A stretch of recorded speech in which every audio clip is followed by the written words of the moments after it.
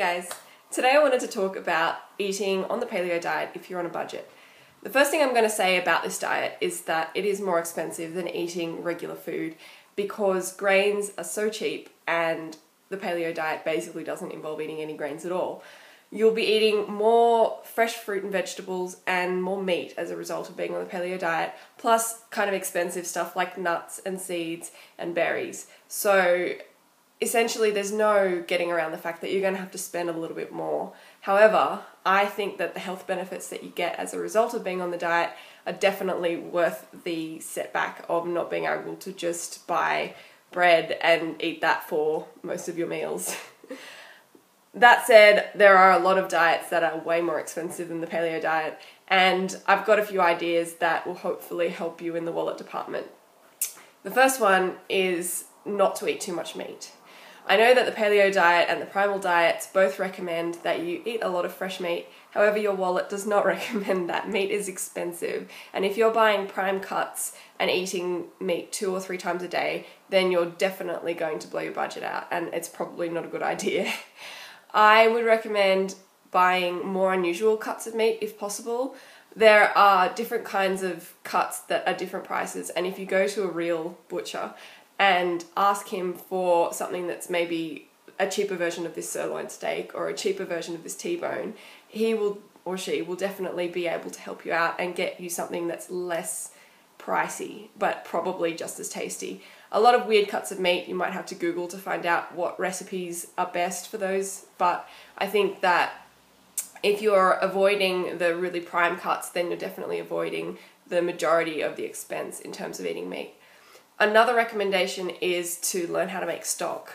I may have already uploaded or will be uploading soon a video on how to make your own stock, and I find that it really pads out a meal. If I've just got some kind of stir-fry vegetable thing going on and I chuck a cube of frozen stock about that big into the meal, then it's instantly more like a stew and definitely more filling. Having stock around is a really great way to pad out meals and to get you the extra minerals and that sort of thing that are in the bones of the animals, and bones are cheap, so that's a really cost-effective way of getting those nutrients into your meals.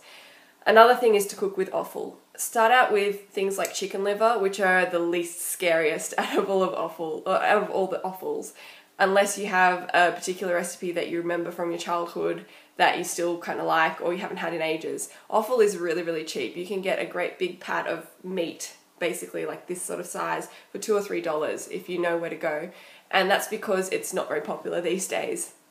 However, things like liver have got so many nutrients in them. They're more dense in terms of nutrition than any other meat product out there, and they're definitely worth learning about and getting into. Again, Google, YouTube is going to be your friend here, and I will put up eventually some offal recipes for you guys so that you can copy me and the kinds of recipes that I eat that aren't too gross and are still really tasty even though they have offal in them. It's great if you are just starting out, for instance, to blend up some chicken liver with lamb or beef mince and that sort of thing, and make a combined like bolognese sauce, for instance, and you can really kind of mask it and then slowly increase the amount that you're eating. It's all about phasing it into your diet with offal, and it's not actually that gross at the end of the day. It's just a different kind of meat product that you're probably not as familiar with. Another way of avoiding a hell of a lot of meat and a hell of a lot of cost is to eat more eggs. Eggs for breakfast or quiches, that kind of thing, are really filling, and they will fill you up without too much of an expense. I think that eggs are a really great way of getting full and also keeping the right nutrients in your diet and those meaty nutrients in your diet without actually eating meat. And so that's definitely a really great way of filling up. Also, fish. If you haven't cooked your own fish in a very long time, then you're probably missing out. I remember when I was little, I hated fish, and I had a whole period after I moved out of home, probably 4 or 5 years, where I didn't cook my own fish ever. Now that I've gotten back into cooking fish and getting local fish as well, I'm finding that it's actually quite cheap. It's not super expensive and it's really filling. There's a lot of seafood out there that's really pricey, but if you go to a local fish place and you ask for local fish that has been caught off the coast near wherever you live, then you'll probably find that it's not actually that expensive. And obviously if you live on the coast, going fishing yourself is another option and will definitely keep you full throughout the year. So that's basically my meat savings ideas. In terms of vegetables, obviously if you subscribe to the kind of veggie boxes and visit food co-ops, then that's going to reduce your cost a little bit and also give you really good quality and fresh ingredients to cook with, so you'll be more excited about it.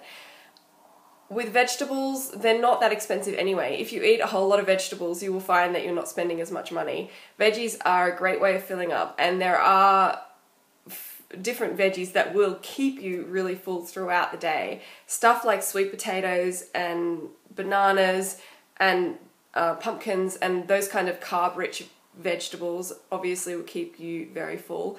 And I think it's better to have more of those than to cheat and have like grains and bread and that sort of thing if you're in a bind financially. Sweet potatoes are really, really cheap, and they are one of the safe starches. The other safe starches that are on the primal diet rather than the paleo diet are wild rice and also potatoes. Now, these aren't technically paleo foods, but if you're going to cheat because you can't afford to eat paleo, then this is the least worst way of doing it. Rice is really, really cheap, and I think that if you are really, really stuck for cash and you have rice on hand, that's probably the best way to keep you full and to keep you eating healthy, especially if you've got some stock to throw in with the rice.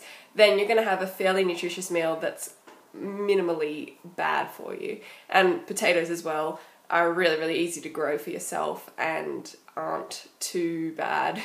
They're not paleo though, so you know, don't have them every day, obviously.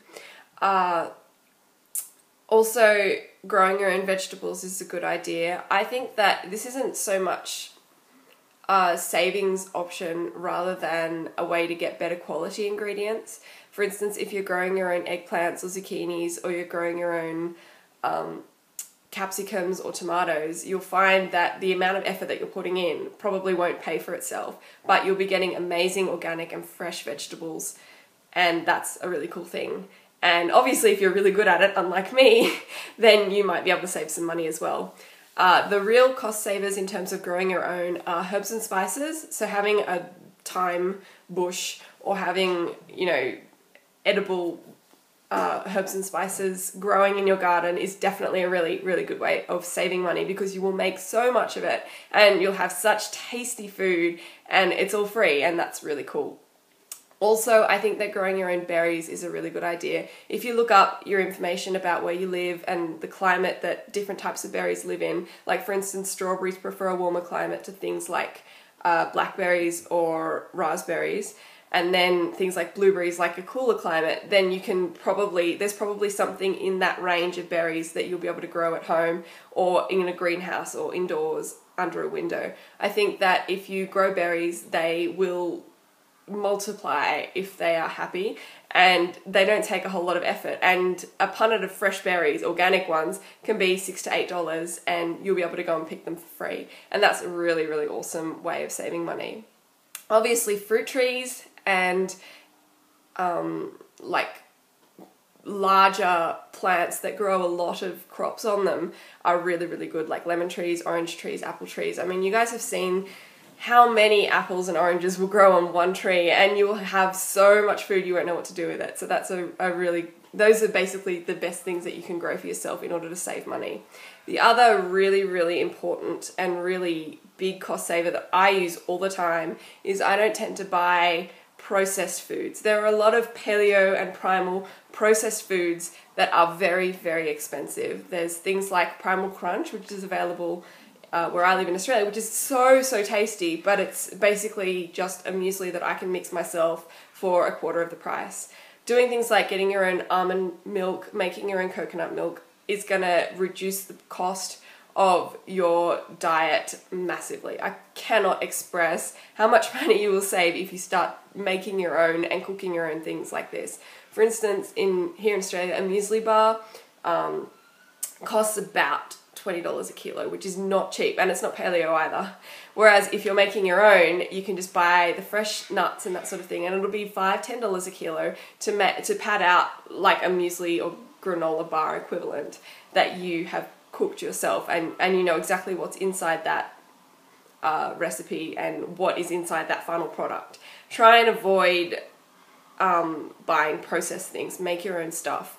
That is definitely a massive cost saver, and you'll definitely see that like making your own food is going to save so much money. If you are buying anything with a package on it, in a package rather, anything with a label on it, try and do it yourself. Try and make that recipe yourself. I mean, you've got the internet. It's the world of information at your fingertips, and YouTube is a fantastic resource for getting recipes that are the same as the packaged foods that you are buying and spending so much money on completely unnecessarily. Basically, this is value adding. You're getting a raw ingredient and doing something to it to make it a more valuable finished product, and that's sort of the way that these companies make money and the way that you can save money. So yeah, I hope these tips and ideas help, and good luck with sticking to it. Bye.